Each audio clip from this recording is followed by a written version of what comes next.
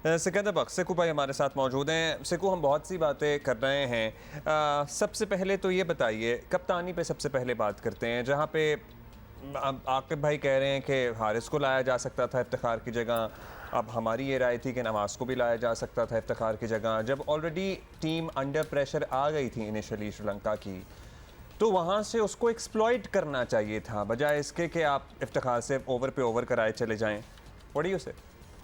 देखिए, वो अब बिल्कुल आप सही करो। जैसे ही इफ्तिखार ने एक आउट किया था, उसको तब्दील कर देना चाहिए था। He was just change bowler for एक ओवर के लिए वो लेके आए। पूरे टूर्नामेंट में आपने उससे बॉल नहीं कराई और एक्सक्यूज मी, जो सबसे अच्छा बॉलर था आपने उसको बॉल ही नहीं कराया, उससे 3 ओवर करा गए आप।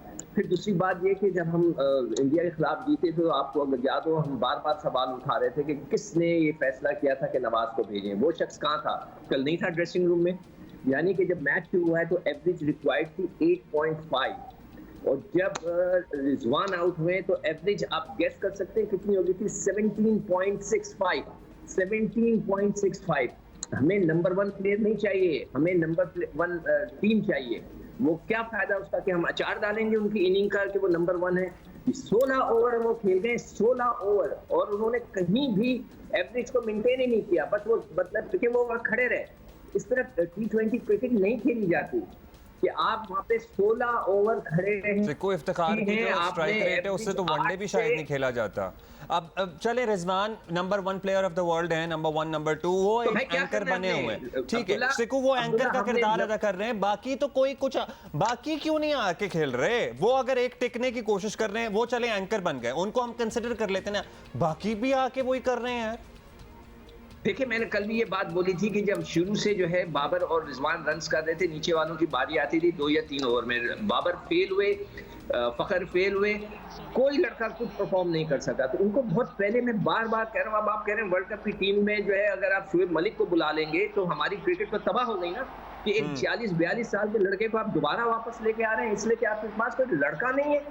ये आपने तबाही कर दी है 3 साल, पिछले 3 साल के अंदर।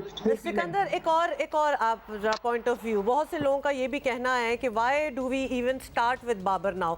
अगर कुछ अरसे से हमें पता चल गया है कि उनकी performance for whatever reason and he hopefully and definitely bounce back as well, तो ओपनिंग उनसे क्यों करवा रहे हैं? क्या ये ऑर्डर भी बदला नहीं जा सकता, नोइंग कि इस पूरे टूर्नामेंट में क्या हुआ है बाबर की परफॉर्मेंस वाइज? तो देखें, आपको पता है कि ये टीम चलाते हैं बाबर और रिजवान मिलकर, ठीक है। वो एक नंबर 1 वो हो गया, एक नंबर 2 वो हो गए, मगर हम तो नहीं नंबर 1 हुए ना। हमें एशिया में नंबर 1 होना था ना, हम नहीं हो सके। तो हमने, वही तो मैं बात पूछ रहा हूँ कि उनके नंबर 1 होने से हमें क्या फायदा? पाकिस्तान का तो कुछ नहीं हुआ ना। एक शख्स, मैं तो अभी भी ब्लेम करूंगा रिजवान को कि 16 ओवर खेल गए आप। भाई आप 10 ओवर के बाद उस एवरेज को मेंटेन करना शुरू कर देते कि भाई अब 10 ओवर में हमें 10 रन चाहिए या 9 रन चाहिए, तो उसको मेंटेन करो, दूसरे को खिलाते। किसने कहा था कि इफ्तिखार को भेजो? वो कौन शख्स था जिसने नवाज को पहले भेजा? ये सारी चीजें हैं जिसको पूछना पड़ेगा ना। ये लड़के चलाते हैं बाबर और रिजवान मिलकर टीम। बस वो एक दफा जो अच्छा, शोएब मलिक ने कल एक ट्वीट भी की हुई है, पसंदीदगी नापसंदीदगी, लाइक्स डिसलाइक्स, दोस्तियां, मतलब इफ्तिखार से बॉलिंग कराए चले जाना, फिर इफ्तिखार को भेज देना, और इफ्तिखार का माशाल्लाह उसी तरह सोच के खेलना कि है कोई 200 ओवर का मैच। भाई रिजवान अगर एक तरीके से खेल रहे हैं तो इफ्तिखार क्यों उस तरीके से कैसे खेल रहे हैं? हमें नहीं 2 एंकर चाहिए उस वक्त जहाँ पे 100 के स्ट्राइक रेट से वनडे नहीं खेलती आजकल दुनिया, हम T20 में उतरे हुए हैं। अच्छा, शोएब मलिक की आपने बात की थी, फिर हैदर हैं, शान मसूद हैं, मतलब इनको क्यों नहीं कंसिडर करते ये लोग? या फिर अब वो कंसिडरेशन में आएंगे? शोएब मकसूद हैं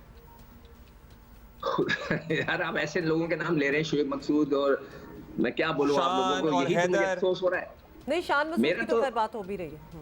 भाई शान मसूद तो ठीक है, वो इस वक्त कंटिन्यूसली रन कर रहा है, मगर मेरी तो बात आप नहीं समझ रहे कि 42 साल के लड़के को आप वापस इसलिए लेके आ रहे हैं कि आपके पास लड़के नहीं। क्या लोगों को जब इफ्तिखार सेलेक्ट हुआ था, हमने उस वक्त नहीं कह दिया था?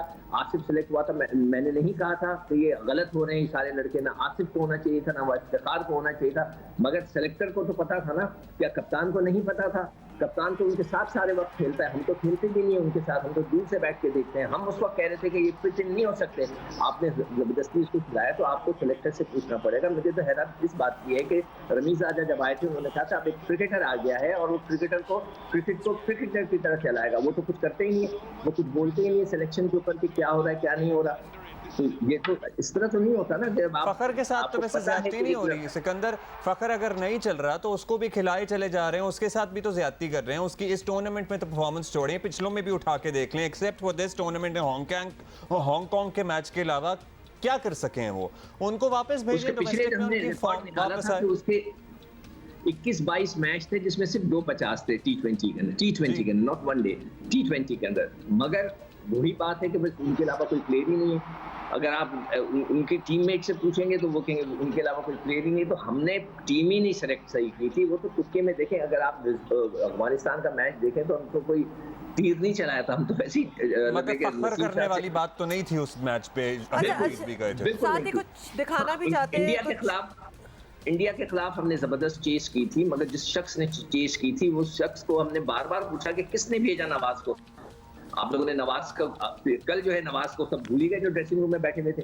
तो मुझे नहीं समझ में आया कि किस तरह ये टीम चली है। मैं सारी जो जिम्मेदारी है मैं रिजवान पे डालूंगा। It can not be anchoring at T20 की जहाँ पे एवरेज 8 की हो रही है और आप जो है उसको एवरेज को 17 तक पहुंचा दें और फिर आउट होकर वापस आ जाए।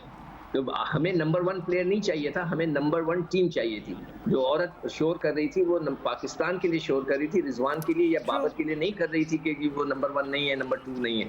तो हमें अपने इंडिविजुअल परफॉर्मेंसेस के बजाय हमें बैठ के सिलेक्टर साहब को और टीम मैनेजमेंट को एक बेहतर और बैलेंस टीम सिलेक्ट करनी है। आप टीम मैनेजमेंट की बात कर रहे हैं तो चेयरमैन पीसीबी क्या कहते हैं कल की शिकस्त पर? हालांकि वो बाय द वे बड़े पुरुमीद हैं क्योंकि कहते हैं कि यही टीम जो है वो वर्ल्ड कप भी जीतेगी। तो ये टीम अगर होगी तो फिर तो और टेंशन हो रही है हमें सुन के। एग्जैक्टली उन्होंने क्या कहा ये सुने।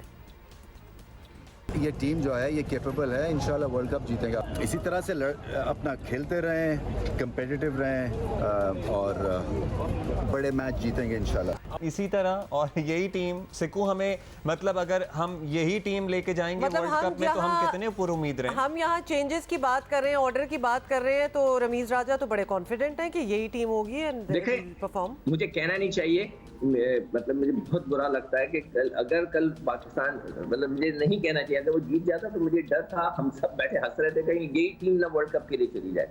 ये टीम वर्ल्ड कप जीतने वाली नहीं है। ऑस्ट्रेलिया के तो बाउंसी ट्रैक्स हैं और तो खेल ही डिफरेंट हो जाएगा। वहां जाकर हम क्या करेंगे, तो आपको प्रॉपर टीम सिलेक्ट करनी पड़ेगी। अब मुझे नहीं पता कि ये लोग किसको सिलेक्ट करेंगे, नाम तो बहुत सारे हैं, मगर क्या आपने उनको पहले क्यों नहीं ट्राई किया कि सीधा लेकर। अब जब इंग्लैंड की सीरीज आ रही है इसके अंदर 7 मैच हैं, फिर न्यूजीलैंड से आपके 3 मैच है, टोटल 10 मैच है आपके पास। मगर आपको टीम पहले अनाउंस करनी है, आप कैसे करेंगे, आप कैसे बनाएंगे, ये बड़ा एक क्वेश्चन मार्क है। देखते हैं कि पाकिस्तान क्रिकेट बोर्ड और जो सेलेक्टर हैं उनके वो कैसे इस चीज को मैनेज करते हैं कि कौन सा लड़का लेके जाएं कि जो कि अभी से अनाउंस करनी है वर्ल्ड कप की टीम और वो वहां जाके performance they they. It will be a big question mark. अच्छा, साथ ही कल एक और भी चीज़ हुई कि क्रिकेट स्टेडियम के बाहर एक इंडियन जर्नलिस्ट है, उसने भी कोई सवाल किया रमीज राजा साहब से और रमीज राजा को अच्छा नहीं लगा। ये भी सुनो। किसी को भी नहीं अच्छा लगता, मतलब सुने क्या कह रहे हैं। नाखुश है, उनके नाम कोई संदेश बड़ी नाखुश है। ये आप देखें, आप इंडिया से होंगे तो आपके तो बहुत खुश होंगे। नहीं, हम खुश नहीं है सर। फिर अवाम को चेहरे पे तो कौन सी अवाम? मैंने देखा है पाकिस्तान के लोगों को यहाँ से रोते हुए जाते हुए देखा है। क्या मैं गलत बोल रहा हूँ? आप अवाम को आवाम डिसहार्टेंड नहीं है, बिल्कुल ऐसे मत कीजिए रमीज सर, आवाम डिसहार्टेंड है।